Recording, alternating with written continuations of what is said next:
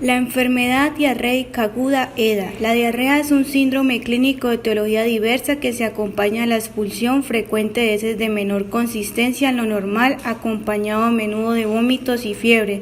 Los tipos clínicos de diarrea, desde el punto de vista práctico, son diarrea simple, diarrea con disentería, diarrea persistente y cólera. La etiología: están los parasitarios, virales, dietíticos, medicamentos y agentes microbiológicos.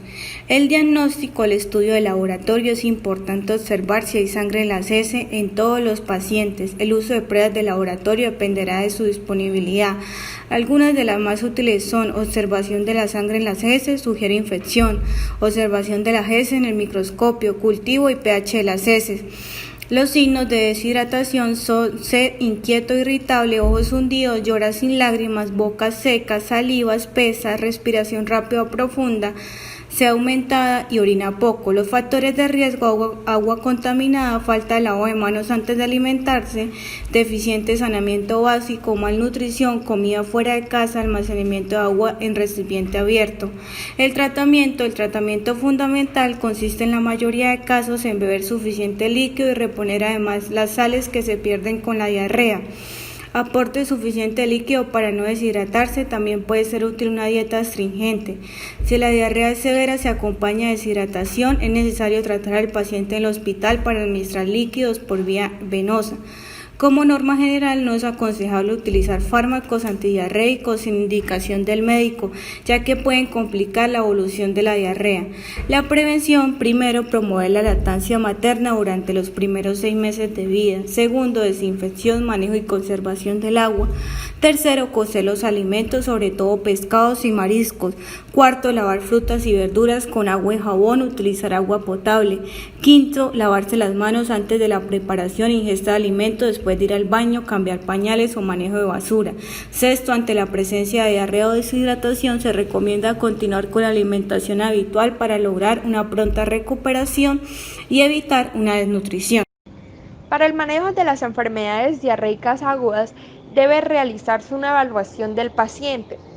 Es necesario evaluar cuidadosa e integralmente al paciente y realizar una historia clínica que incluya la clasificación y determinación del tratamiento adecuado.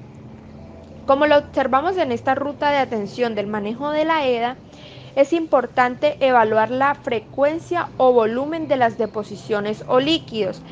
Esto no nos va a ayudar a determinar el estado de hidratación del paciente, pero nos va a indicar la intensidad de la enfermedad y debe tenerse en cuenta para prevenir la deshidratación. También debemos evaluar el estado de hidratación. Independientemente del germen causal o etiología, la orientación terapéutica en cada caso de diarrea debe basarse en la evaluación del estado de hidratación del paciente. Como lo podemos observar en el cuadro, podemos apreciar que hay 4 columnas verticales. En la primera columna a la izquierda enumera los signos físicos de deshidratación que siempre se deberán tener en cuenta y buscarse. En las siguientes 3 columnas rotuladas como la A, la B y la C, en estas se describen cómo aparecen estos signos según el estado de hidratación del paciente. Entonces, ¿qué debemos observar? La condición del paciente. Si está bien alerta o si está intranquilo o irritable, o en caso de que esté comatoso o hipotónico. En cuanto a los ojos, vamos a observar si están normales, si están hundidos o si están muy hundidos y secos. En cuanto a las lágrimas, vamos a observar si hay presencia de estas o si hay escasez o definitivamente están ausentes. En la boca y la lengua vamos a observar si están húmedas, si están secas o si definitivamente están demasiado secas. Y en cuanto a la sed del paciente, vamos a observar si bebe normal sin haber presentado sed, si es sediento, bebe muy rápido y ávidamente o si definitivamente bebe mal o no es capaz de beber. También vamos a vamos a explorar el signo de pliegue. Vamos a observar si desaparece rápidamente, si desaparece lentamente o si desaparece muy lentamente, es decir, mayor a 2 segundos. Después de evaluarse estos signos de deshidratación, vamos a clasificarlo según si es el A, si es el B o si es el C. Entonces, en cuanto a la, es cuando el paciente, después de la valoración, se llega a la conclusión de que no presenta signos de deshidratación. Si el paciente presenta 2 o más signos de deshidratación, es decir, que si tiene algún grado de deshidratación, lo vamos a clasificar como B. En caso de que el paciente sí presente signos de deshidratación y sean graves, que esté presentando estado comatoso, esto indica que el paciente está cursando con un shock. Lo vamos a clasificar como C. Entonces, de acuerdo a esa clasificación, se le va a dar el tratamiento. El tratamiento consiste en el plan A, el plan B y el plan C.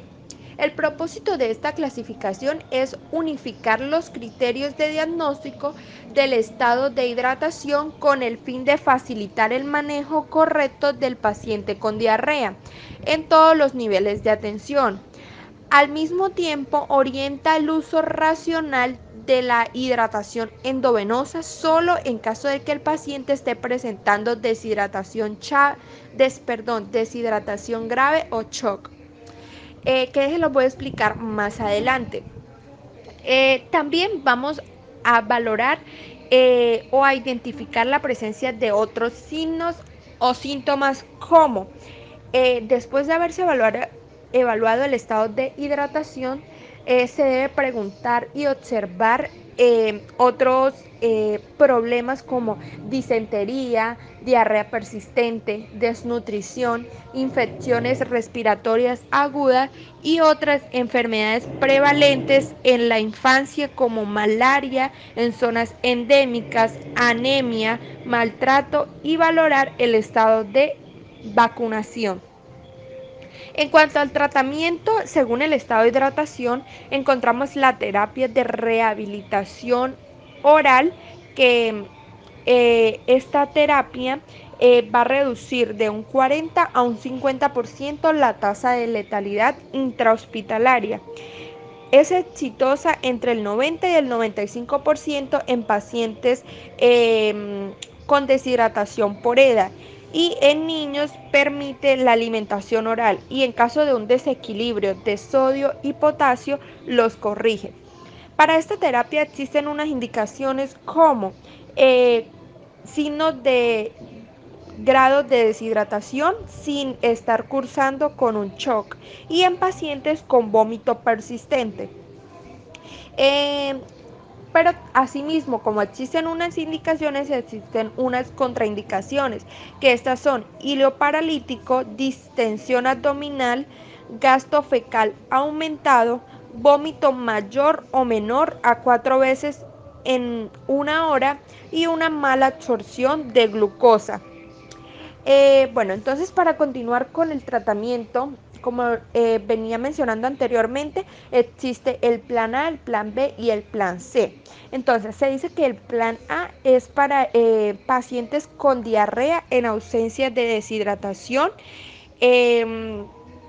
Este plan se puede tratar en el hogar, pero con algunas indicaciones. Primero, dar más líquido de lo normal para prevenir deshidratación. Segundo, alimentar muy bien al paciente para prevenir desnutrición. Y tercero, en caso de que el paciente no mejore, regresar al control, y si sigue presentando muchas evacuaciones líquidas, vómito persistente o a repetición, sed intensa, fiebre, come o bebe poco, entonces se debe reevaluar el estado de hidratación. En cuanto al plan B, esto es para pacientes con deshidratación y se debe tratar la deshidratación por vía oral con suero en las primeras 24 horas. La dosis debe hacerse dependiendo del peso del paciente. Por eso es importante conocer el peso. Se debe vigilar continuamente luego de las 4 horas. Y en caso de que se llegue a la conclusión de que ya no hay signos de deshidratación, se debe usar o pasar al plan A. Pero si el paciente continúa con signos de deshidratación, debe repetirse el plan B por 2 horas y reevaluar al paciente. Pero si en cambio el paciente de pasar de esos signos de deshidratación a pasar a una deshidratación grave con shock, debe pasarse o cambiarse al plan B. Bueno, entonces acá pasamos al plan C, perdón. Entonces acá pasamos al plan C, que dice que es el tratamiento para deshidratación grave y pacientes que estén cursando con shock. Entonces acá debe realizar una pregunta o una valoración para ver si se puede administrar líquidos intravenosos. Si sí se pueden administrar, se administra lactato de Ringer. En la primera hora debe administrarse 50 cc sobre kilogramos y de la segunda a la tercera hora 25 cc sobre kilogramos, y se debe evaluar al paciente. Entonces, si el paciente presenta una mejoría, se debe probar la tolerancia al suero oral y seleccionar el plan A o el plan C. Pero si definitivamente a la evaluación continua se ve que no hay una mejoría, debe aumentarse la velocidad de la infusión. Pero si en esa valoración al paciente no se le puede administrar líquidos intravenosos, entonces se va a realizar un sondaje nasogástrico, que se va a administrar suero oral por la sonda. Entonces, de 20 a 30 mililitros sobre kilogramos por hora hasta llegar a los 120 mililitros sobre kilogramos. Si al hacer este procedimiento vemos una mejoría, se debe continuar con el tratamiento. Pero si definitivamente no hay mejoría en 2 horas, se debe referir al tratamiento intravenoso.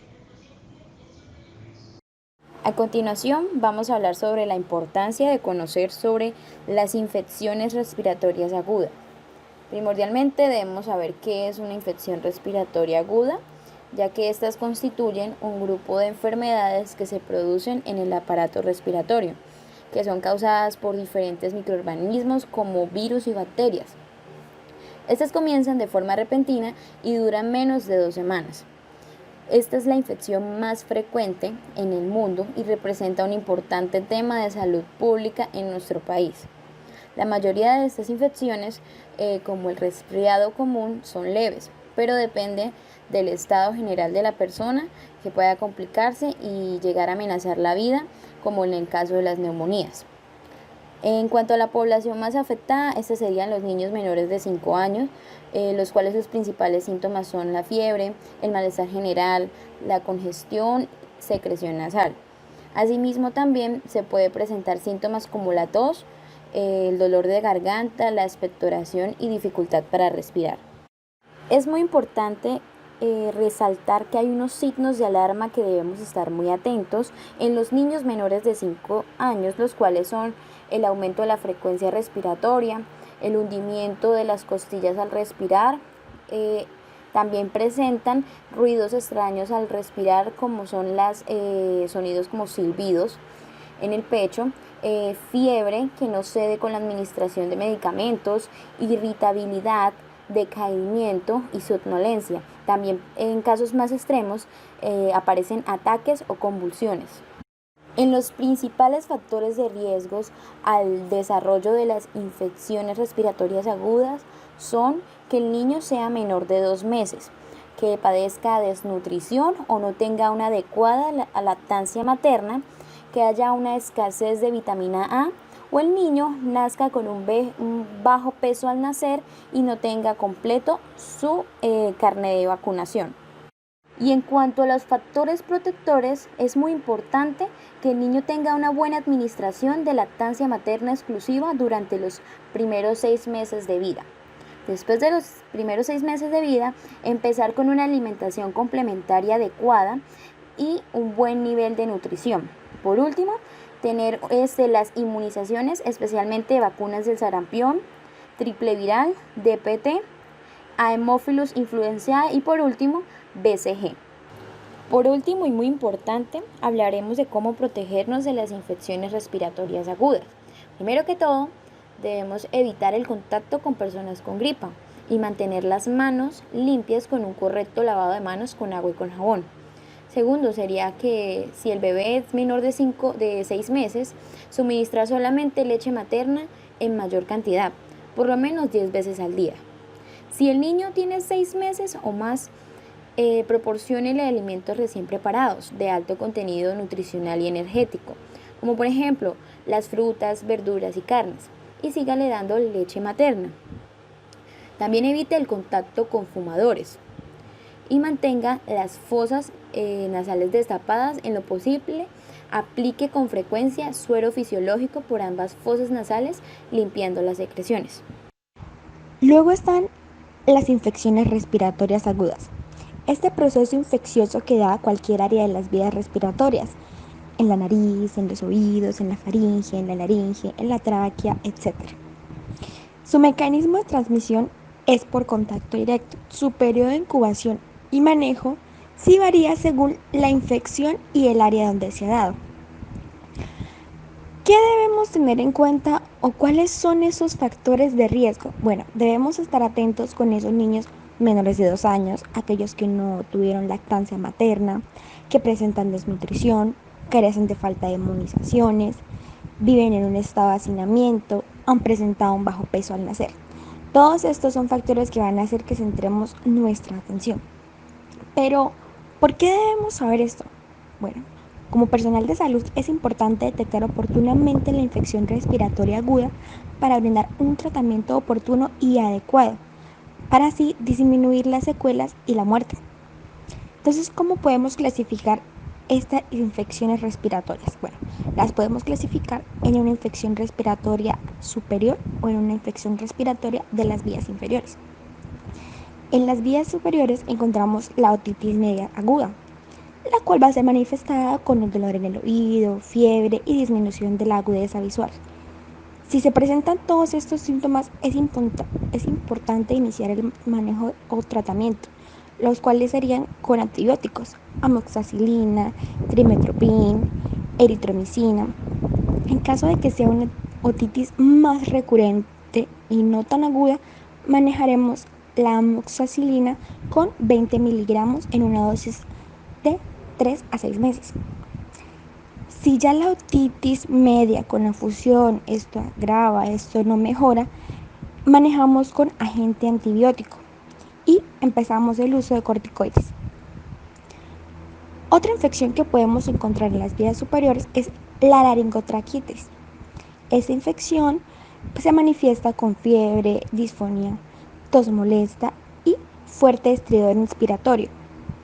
Aquí vamos a hacer una clasificación, la cual se va a dar por la valoración clínica y vamos a valorar esa dificultad respiratoria en los niños. Y así es que vamos a iniciar el tratamiento, ya que esto se va a clasificar en leve, moderado y grave, así como aparece en la imagen. Luego tenemos las infecciones de las vías respiratorias inferiores. Bueno, está la neumonía y esta se va a clasificar en neumonía grave, neumonía inicial. Su manejo para la neumonía inicial va a ser con antibióticos, los 4 antibióticos de primera línea. Y la neumonía grave se va a manejar con oxacilina, clorafenicol, cefoxime y ceftriaxona. ¿Cómo podemos identificar que un niño está padeciendo neumonía o una bronconeumonía? Bueno, esta va a ser identificada por su respiración rápida, por su tiraje subcostal persistente, además de una taquipnea. Eso es un indicador muy sensible en la presencia de neumonía. Entonces es muy importante conocer todos estos datos para identificarlos de una manera oportuna y diferenciar el tipo de infección que se está padeciendo. Por último, tenemos la bronquiolitis. Su manejo general es basado en líquidos basales, oxigenación y aporte calórico adecuado. Se maneja la metilprednisolona, la prednisolona. Solamente no usamos antibióticos si hay sospecha de una sobreinfección bacteriana, en especial ante niños con los factores de riesgo. Es muy importante conocer acerca de las infecciones respiratorias, ya que estas constituyen un importante problema de salud pública en Colombia y continúan ocupando los primeros lugares de morbilidad y mortalidad en la población menor de niños de 5 años. Entonces no se puede seguir con ese descuido, con ese desconocimiento, con esa duda. Es importante tener el manejo oportuno